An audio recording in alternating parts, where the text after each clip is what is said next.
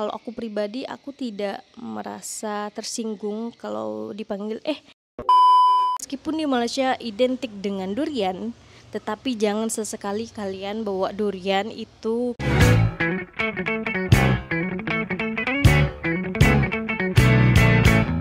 Assalamualaikum, Elsa di sini. Hai guys, hai semua, halo tetangga. Gimana kabar teman-teman semua? Semoga sehat selalu, semoga bahagia selalu, dan semoga hari teman-teman semua selalu good day. Selamat datang di channel YouTube Elsa Widianti Putri. Oke, hari ini kita akan membahas lagi tentang pengalaman aku selama 4 hari di Malaysia, tentang hal apa aja yang harus kita ketahui kalau ke Malaysia. Oke, tapi sebelum dimulai video reactionnya, seperti biasa, aku mau ajakin teman-teman semua dulu untuk subscribe channel ini dan aktifkan lonceng notifikasinya supaya tidak ketinggalan updatean terbaru dari channel ini. Dan bagi teman-teman yang mau request, bisa banget DM di Instagram aku di @elsawidiantiputri. Oke, jadi buat teman-teman yang belum nonton 12 perkara baik yang aku dapatkan ketika di Malaysia, tonton dulu ini, nah nanti baru lanjut ke video yang ini. Oke.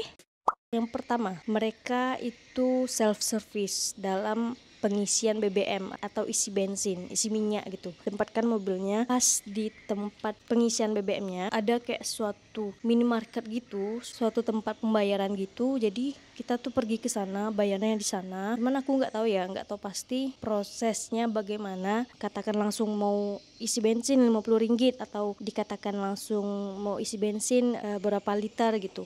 Aku juga kurang paham akan hal itu. Nah, buat teman-teman boleh aja komen di bawah supaya aku juga jadi tahu, aku juga jadi ngerti ya. Yang kedua itu tentang ketika kami memasuki tempat perbelanjaan, masuk ke parkirnya gitu kan. Nah, ternyata masuk di parkir Malaysia itu boleh menggunakan touch and go. Tinggal kita tempelkan aja ke mesin tiketnya, nanti itu otomatis gitu. Jadi kayaknya nggak perlu pakai tiket-tiket gitu, cuman perlu pakai touch and go itu. Jadi menurut aku lebih mempermudah sih, nggak memperibet juga. Nah, itu hal yang mungkin akan jadi culture shock juga bagi orang yang pertama kali ke Malaysia. Nah, yang ketiga ini aku nggak tahu ya itu ada di seluruh masjid Malaysia atau enggak. Di masjid yang aku kunjungi tersedia yang namanya vending mesin. Aku kira vending mesin itu hanya tersedia di sekolah-sekolah saja, jadi tersedia juga di masjid. Nah, itu apakah seluruh masjid di Malaysia ada vending mesinnya atau hanya masjid-masjid tertentu saja? Kebetulan juga masjid yang aku temui ada vending mesinnya itu dekat hotel Tabung Haji. Oke, yang selanjutnya ini mungkin teman-teman jangan heran kalau ke Malaysia akan ada hal ini. Nah, di Malaysia itu kan banyak banget negeri-negerinya. Jangan kaget kok benderanya banyak banget, berbeda-beda bentuknya, gambarnya. Ternyata memang di Malaysia itu bukan hanya ada satu bendera saja seperti kita Indonesia gitu kan. Kalau Indonesia kan benderanya bendera satu kesatuan merah putih gitu kan. Kalau di Malaysia ada bendera Malaysia juga, tapi di setiap negerinya itu juga terdapat bendera gitu. Kalau datang ke Malaysia jangan kaget akan hal itu. Nah, itu memang mencerminkan identitas dari setiap masing-masing negeri. Ini mungkin salah satu hal yang paling aku notice dari hal yang aku ketahui ketika di Malaysia. Itu tentang banyaknya burung gagak bertebaran di mana-mana. Bener-bener banyak banget burung gagak. Aku nggak tahu kenapa banyak banget burung gagak di Malaysia. Kalau di sini itu burung gagak itu pertanda bahwa ada suatu bencana atau orang meninggal gitu guys. Kalau di Malaysia aku nggak tahu nih tanda burung gagak banyak di Malaysia itu apa. Kalau teman-teman tahu boleh komen aja di kolom komentar di bawah ini. Oke, yang selanjutnya ini soal pos polis.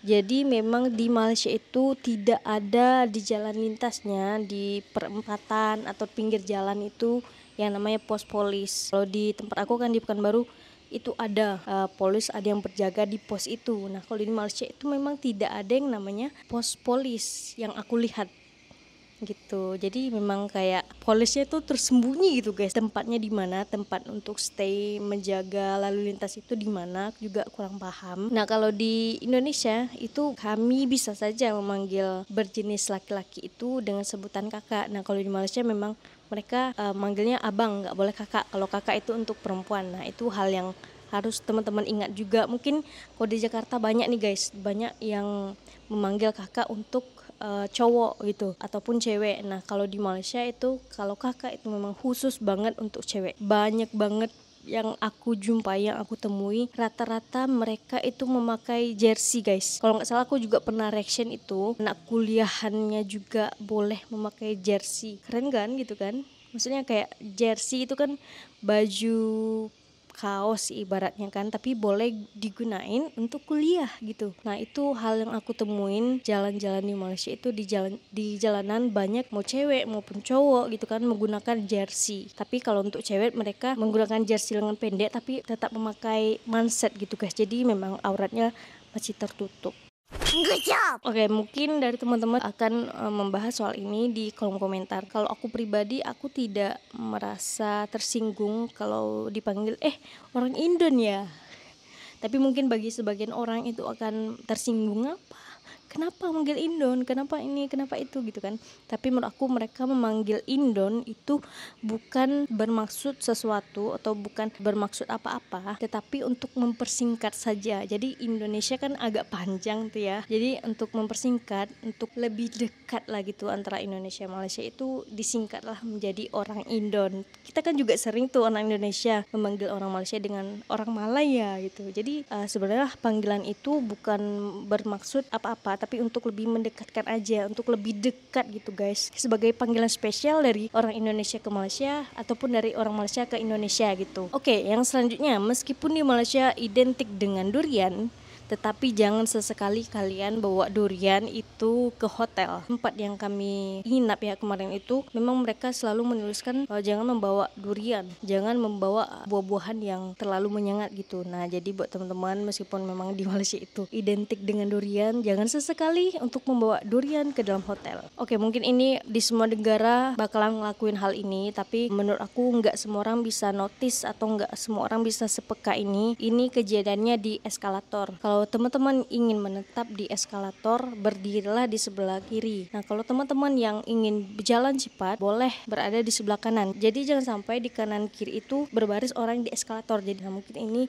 salah satu yang aku notice di Malaysia guys, karena di tempat aku ya kita berdiri sesukanya aja gitu. Kalau di Malaysia enggak, mereka emang berdiri di sebelah kiri untuk orang yang ingin menetap dan menyisihkan sebelah kanan untuk orang yang ingin berjalan secara cepat. Selanjutnya teman-teman jangan heran kalau di Malaysia itu hari liburnya banyak, karena memang mengingat bahwa di Malaysia itu berbagai macam etnis, berbagai macam agama itu, ada Hindu, ada Buddha, ada Kristen, ada Islam. Jadi itu mungkin sebagai informasi bagi teman-teman semua. Nah ini yang terakhir kalinya adalah, meskipun Malaysia masih termasuk negara maju, bagi teman-teman semua jangan meminum air dari keran itu secara langsung. Beda ya dengan Singapura gitu. Kalau di Singapura kan memang kita bisa meminum air dari keran itu secara langsung. Karena kalau di Malaysia itu sama seperti di Indonesia, air dari keran itu harus dimasak secara langsung. Tapi mungkin beda cerita kalau teman-teman ada filter untuk air yang dari keran bisa diminum secara langsung. Nah kalau teman-teman lagi di hotel tuh, itu memang airnya harus direbus terlebih dahulu. Tapi jujur air di hotel itu kurang enak loh kalau direbus. Ini jujur-jujur aja.